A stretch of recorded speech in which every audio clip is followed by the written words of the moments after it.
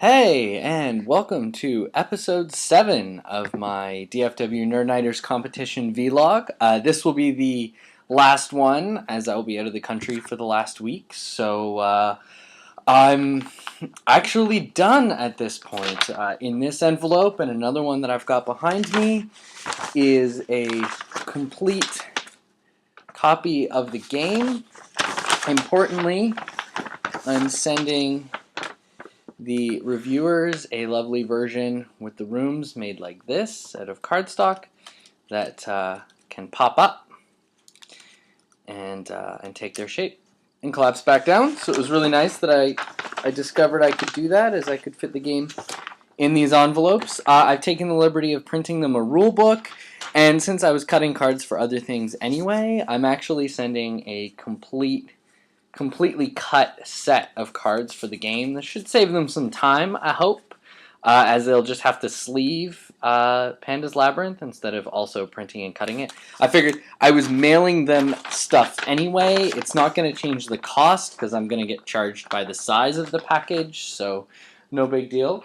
And to Sen and Daryl, I'm just going to hand them my personal copy, including all of the little Panda bits that came with it. So what am I doing in this episode? Well, this episode is about wishes. Yeah, I'd actually just like to think about what I would like to see from this game were it published, right? So there's a lot of interesting decisions that were made in the design that are a side effect of the design constraints being limited to this particular range of components, but there are some things that would obviously be different in a published version of the game. So one obvious one is the Wall of Fire, right? The Wall of Fire is currently being implemented as 4 cards, as 4 cards grouped together and slipped into the card stand. Obviously, a published version, chipboard, right? Not 3 cards that you slip into a card stand. It's just because these stands are meant to hold standees, probably made of punchboard, not cards. Not really card stands. They're more standee stands. Another one is another obvious upgrade is that I'm using dice to track action points, right? And I mean, that's a perfectly sane use of dice. You get 5 action points a turn. It's possible to actually get 6 with the haste spell.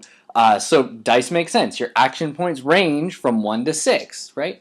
But, I mean, it can be a little annoying when you've got these sitting on your card and you're like, oh, I spent an action point. You pick up the die and you spend a couple minutes trying to find the next side that you need to increment it down to, right? These are standard dice where the paired opposite sides add up to 7.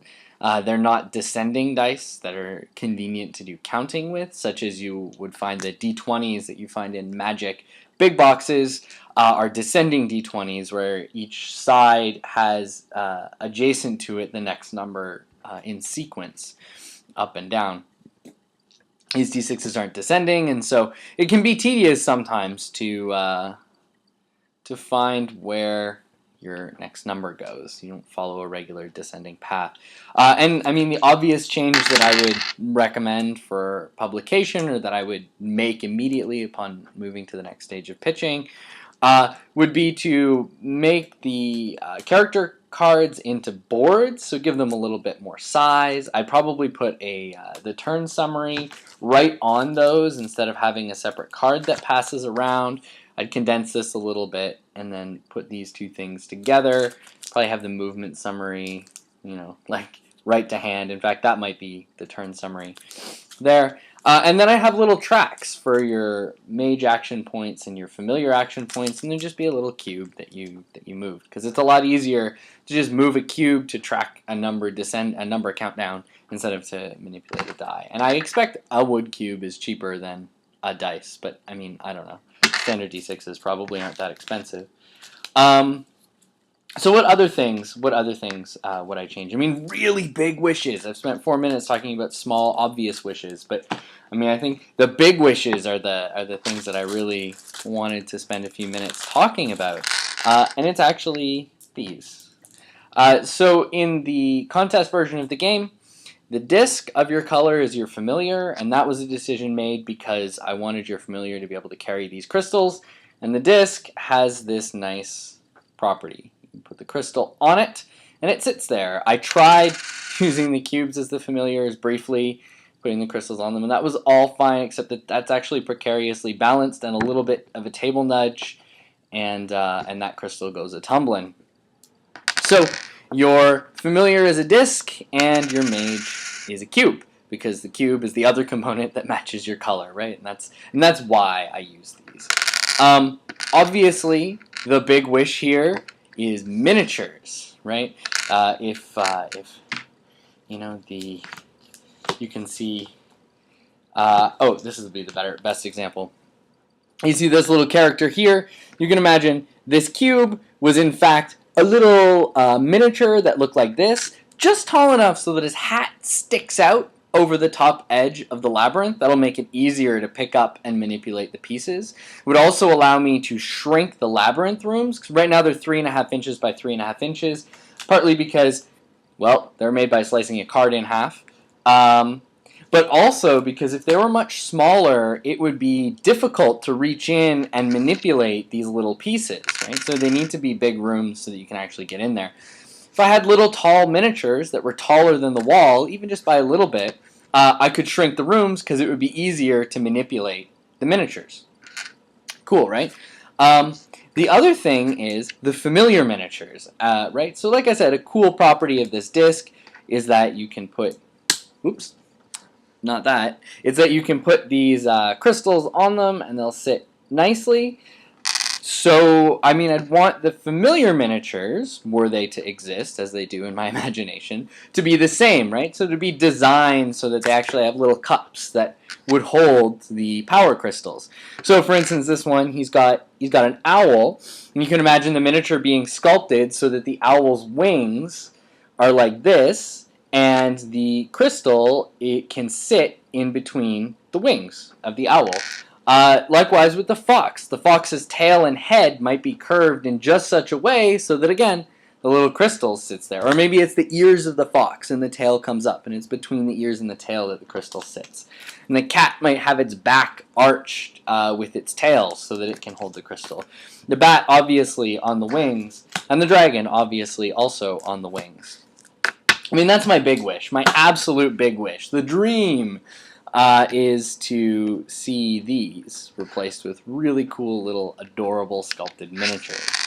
I mean, other wishes for the game is actually just more content. I would love to take the time to make a ton more little mages in different colors. I have a friend who's asking me for a green one. He won't play the game he won't play a game if it doesn't have a green player because he's a bit irrational. But hey, I understand. I make a green player. I could make a white mage. I've got a black mage. Why not also a white mage and a green mage? And I mean, we've got purple. It's a bit close to pink, but I mean, I like pink. I'd love to make a pink mage, a checkerboard mage. I mean, who knows? A gray mage? I don't know.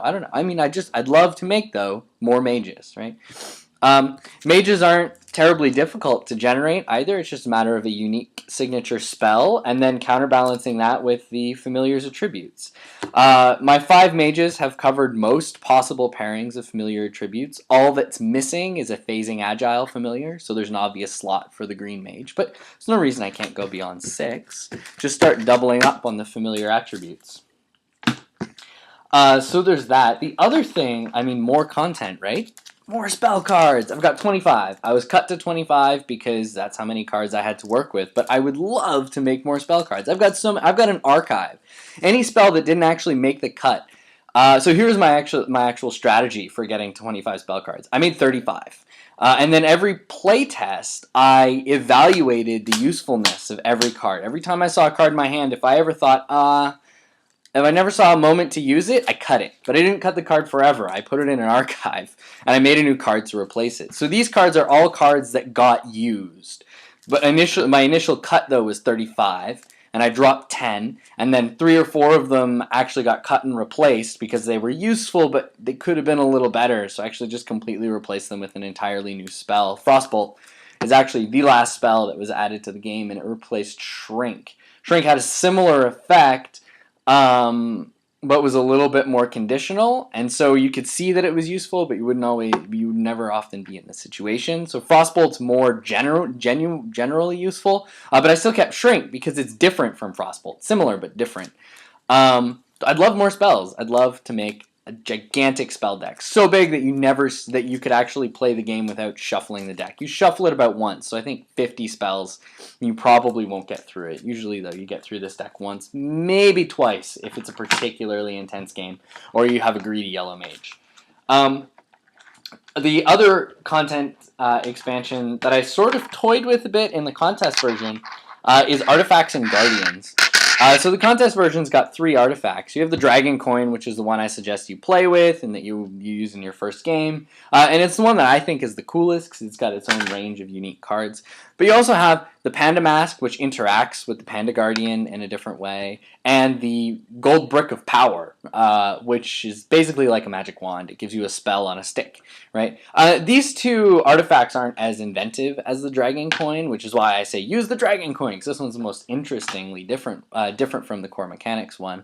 They just sort of play within the core mechanics and find a space for themselves. But I'd love to make more artifacts, right? I mean, it would be actually cool to have 15 artifacts so that it's possible to play a crazy game where every room of the labyrinth except the start room has an artifact in it at the start, right? And since artifacts like ramp player power up, that would just be cool, right? Just like a crazy expert way to play. Only play this way if you've played the game enough to be familiar with all the artifacts. And then the last wish is I wish for more Panda Guardian, like more Guardians. I've got 2 variants of the Panda Guardian, right? We've got the Panda, which I recommend you play with on your first game because he's something to avoid, but she's not totally destructive and devastating. It's also the Horned Panda, who acts a bit more like a Minotaur, and if you play a game with the Horned Panda, you will find mages are getting obliterated left and right by the Panda. She gores them constantly. It's a bit longer of a game. It's a bit more vicious of a game, and a lot more dangerous because it's a little bit. You have to pay attention to the Panda, more attention to the Panda than usual. I've also got some rules off to the side for a snake-haired Panda, sort of Gorgon themed. But I'd love to experiment and explore the realm of other Guardians. Right? It's something that some of my playtesters have commented on that they really like about the game. Is that there's something in the labyrinth that's not other players that you're also worried about. So you're paying attention to where other players are, but then it's like, oh yeah, the panda. And it's not that the panda, like, well, the horned panda will be something that you're like genuinely afraid of. It's not like the panda actually takes you out. It's that when the panda hits you, you become really vulnerable to other players. So you're really hyper aware of where the panda is. All right, so that's it. I'm going to cut this quick because YouTube's going to not let me upload this if it's 15 minutes, if it's over 15 minutes. So just to quickly summarize then, this contest has been amazing. It's tested my creative challenge. This is the fastest that I've gone from concept to playable. I'm really excited about this game. I actually can't wait to get feedback from the judges because I can't wait to try and find a publisher for this thing because I want to see it real and I want to see those miniatures. And I want to make more content for it. I'm really jived about this game. And I'm really excited to see what other people produce, and I'm really happy to be part of this community that has grown out of it. Yeah, and I mean, to summarize the wishes of this video, and I encourage other people to make a wish video too, I wish for miniatures, I wish for more content, and I wish for an action point track. These are the small and big changes I would make to take this game to 110%. I hope the judges love it, or at least have fun playing it, and I'll be watching from afar for the rest of the contest. Cheers!